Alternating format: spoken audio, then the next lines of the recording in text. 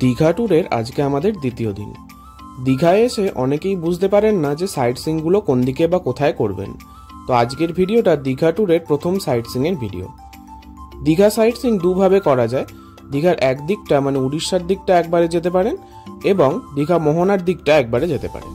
তো দুদিকটা কিন্তু সেপারেটলি আপনাদের ট্যুর প্ল্যান করতে হবে।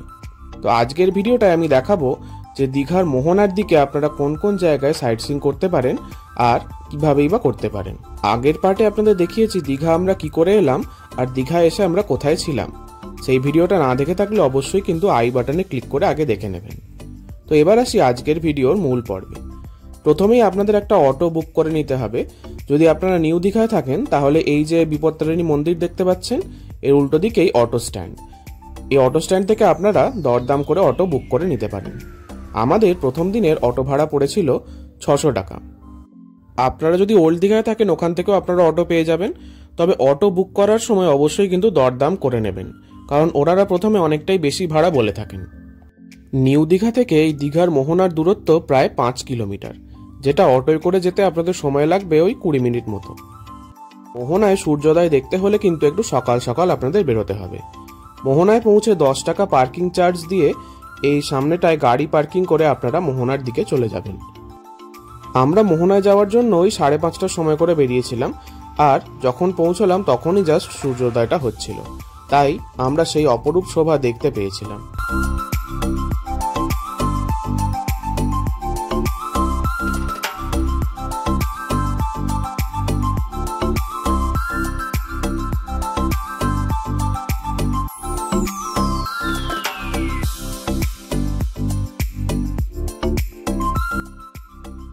সূর্যোদয় দেখার জন্য দীঘার মোহনায় একটু সকাল সকাল যাওয়ার চেষ্টা করবেন, তাহলে ভিউটা ভালো পাওয়া যাবে। দীঘার এই মোহনায় চম্পা নদী বঙ্গোপসাগরের সাথে মিশেছে, আর সেখানেই তৈরি হয়েছে এই নদীর মোহনা। এই বাম পাশে রয়েছে নদী এবং ডান দিকে রয়েছে সমুদ্র। তার মাঝখান দিয়ে করা রয়েছে এরকম রাস্তা, যেখান দিয়ে আপনারা একটু এগিয়ে সমুদ্রের আরো সুন্দর ভিউ উপভোগ করতে পারেন। এখানে খুব সুন্দর একটা ছোট্ট বিচও রয়েছে, সেখানে আপনারা কিছুটা সময় কাটিয়ে নিতেই পারেন। এই বিচটার নাম হলো দীঘা মোহনা বিচ। আপনারা যদি ওল্ড দীঘায় থাকেন তাহলে সমুদ্রের ধারের রাস্তা দিয়ে হেঁটে হেঁটে এই মোহনায় চলে আসতে পারেন। হয়তো কিছুটা সময় লাগবে, কিন্তু যাত্রাপথটা আপনারা খুব সুন্দর উপভোগ করতে পারবেন। আরও বেশি সকালে আসলে নদী থেকে জেলেদের মাছ ধরাও আপনারা দেখতে পারেন। আর একটু সকালে এখানে নদী থেকে মাছ ধরে ট্রলারগুলো ফেরে, তো সেটা আমাদের দেখা হয়নি কারণ আমাদের আসতে একটু দেরি হয়েছিল, তাই আমরা এখানে কিছুটা সময় এই সমুদ্র আর নদীর মিলনস্থলে উপভোগ করলাম। যখন এই মাঝের রাস্তাটা দিয়ে আরো দূরে যাবেন তত কিন্তু সমুদ্রের ঢেউ বাড়তে থাকবে, সেই ঢেউয়ের জল আছড়ে পড়বে আপনার গায়েতে, তাই একটু সাবধানে এই রাস্তা দিয়ে চলাফেরা করবেন, কারণ রাস্তাটা একটু স্লিপারি হয়ে যায় জলের জন্য।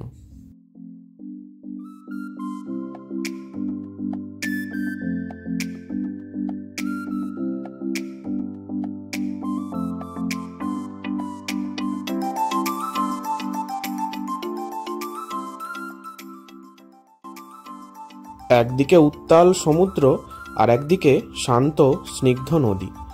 এই জায়গায় সময় যে কোথা দিয়ে কেটে যাবে আপনারা কিন্তু বুঝতেই পারবেন না। এখানে কিছুটা সময় কাটিয়ে আমরা আস্তে আস্তে ফিরে আসলাম। ওই যে সামনে দেখতে পাচ্ছেন ওইটাই হলো মোহনার এন্ড পয়েন্ট।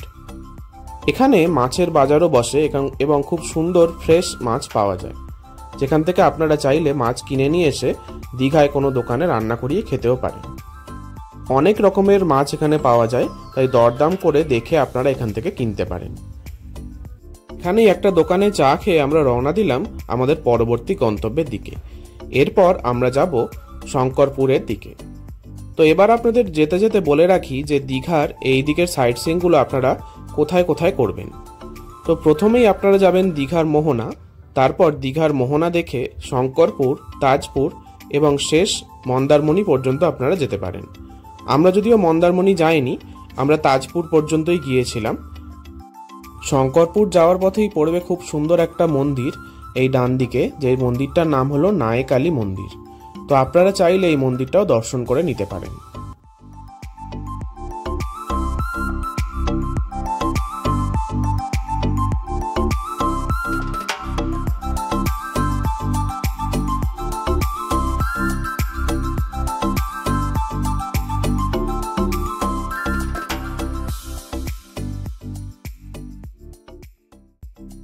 শঙ্করপুরকে পিছনে রেখে আমরা প্রথমে যাচ্ছি তাজপুরে।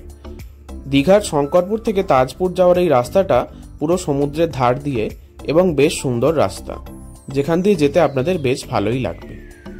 তাজপুরের মেন যে বিচটা আছে তার আগেই পড়ে তাজপুরের এই পুরনো বিচটা, যেটা বেশ নির্জন এবং সুন্দর একটা বিচ। আমরা প্রথমে এখানেই নামলাম। এখানে বাইরে গাড়ি পার্কিংয়ের জন্য জায়গাও রয়েছে, আপনারা সেখানে গাড়ি পার্কিং করে এই বিচটাতে ঘুরে আসতে পারেন। একদম সকালে যাওয়ায় এই বিচে কোনো মানুষজন ছিল না, তাই এখানে একাকিত্বে কিছুটা সময় উপভোগ করতে বেশ ভালোই লাগছিল। তাই এখানে সময়টা যে কোথা দিয়ে কেটে গেল আমরা বুঝতেই পারলাম না। আস্তে আস্তে সমুদ্রের ধার দিয়ে ওই ঝাউবন পেরিয়ে আমরা চলে গিয়েছিলাম একদম নৌকোগুলোর কাছে। এখানে অনেক দোকানপত্র রয়েছে যেগুলো তখনও খোলেনি, হয়তো কিছুটা বেলা হলে সেগুলো খুলবে।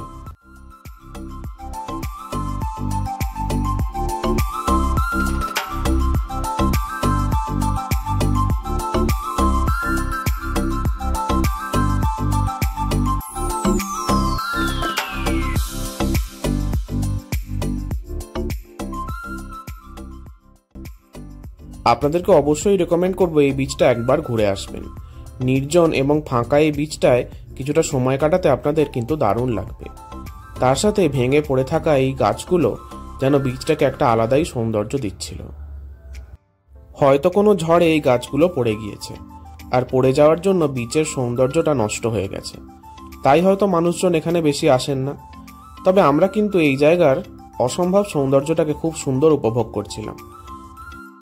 দীঘার জনকোলাহল থেকে দূরে একটু সময় কাটানোর জন্য এই জায়গাটা কিন্তু আদর্শ একটা জায়গা। এটা মেন তাজপুর থেকে একটু দূরে হওয়ার জন্য এখানে লোকজনের আনাগোনা একেবারেই ছিল না। এই নির্জন জায়গাটা আমাদের এতই ভালো লেগেছিল যে এখানে সময় কোথা দিয়ে কেটে গেল আমরা বুঝতেই পারলাম না। প্রায় 40-45 মিনিট আমরা এখানে এইভাবে ঘুরে ঘুরে কাটিয়ে দিয়েছিলাম, যেখানে আমাদের ছাড়া আর কোনো লোকই ছিল না। আমাদের যদিও মেন তাজপুরে যাওয়ার কথা ছিল, কিন্তু সেটা আর যাওয়া হয়নি, কারণ অটো ড্রাইভার আমাদেরকে বলেছিলেন যে এইটাই নাকি তাজপুর।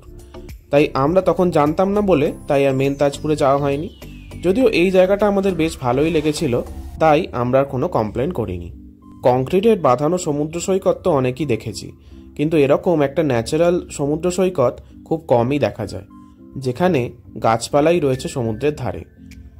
তারপর তাজপুর থেকে আমরা চলে এলাম শঙ্করপুরে। দীঘায় বেড়াতে আসলে অনেকেই এই শঙ্করপুরেও থাকেন, কারণ দীঘার জনকোলাহল থেকে এটা কিছুটা দূরে হওয়ার জন্য এখানে মানুষের আনাগোনাটা কিছুটা কম। আর এটাও বেশ বাঁধানো একটা সুন্দর সমুদ্র সৈকত, তাই এখানে বসে সমুদ্রকে উপভোগ করার জন্য একটা আদর্শ জায়গা। যারা এখানে থাকবেন বিকালের দিকে এই জায়গাটায় বসে থাকতে কিন্তু বেশ ভালোই লাগবে। পুরো শঙ্করপুরের বিচটাই খুব সুন্দর জিনিসপত্র দিয়ে সাজানো রয়েছে। এখানে অনেক রকমের এরকম স্ট্যাচু করা রয়েছে এবং অনেক বসার জায়গাও রয়েছে। তো চলুন সেগুলো আপনাদের একটু ঘুরে দেখাই।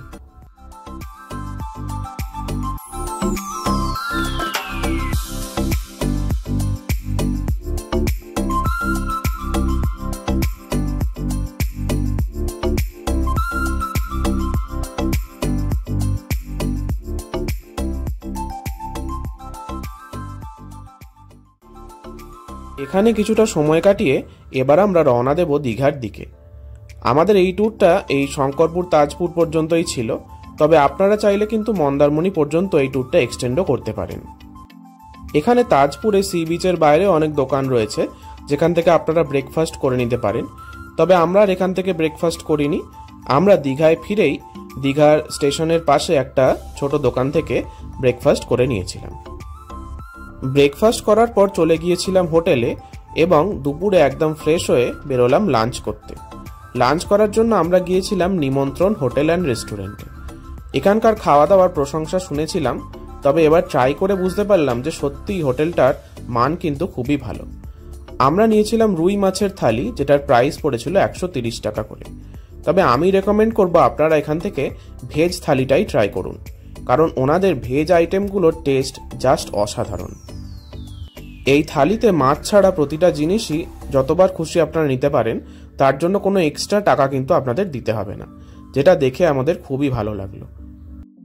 খাওয়া দাওয়া শেষ করে আমরা আবার ফিরে গেলাম হোটেলে, আর বিকালে আমরা গিয়েছিলাম তালসারির দিকে। তো সেই ভিডিওটা একটু আলাদাভাবে পরের পার্টে দেখাবো, কারণ এখানে যদি সেটা অ্যাড করি ভিডিওটা অনেকটা বড় হয়ে যাবে। তো ভিডিওটা কেমন লাগলো কমেন্ট করে কিন্তু অবশ্যই জানাবেন। আর দীঘায় গিয়ে আপনারা কোথায় কোথায় ঘুরেছেন আর আমি যে জায়গাগুলো দেখালাম সেগুলো ঘুরেছেন কিনা অবশ্যই কিন্তু একটা কমেন্ট করে জানাবেন। আমাদের ভিডিওগুলো কেমন লাগছে যদি ভালো লেগে থাকে তাহলে ভিডিওগুলো সকলের সাথে শেয়ার করে দেবেন আর আমাদের পাশে থাকবেন। খুব তাড়াতাড়ি পরের পর্ব নিয়ে আসছি।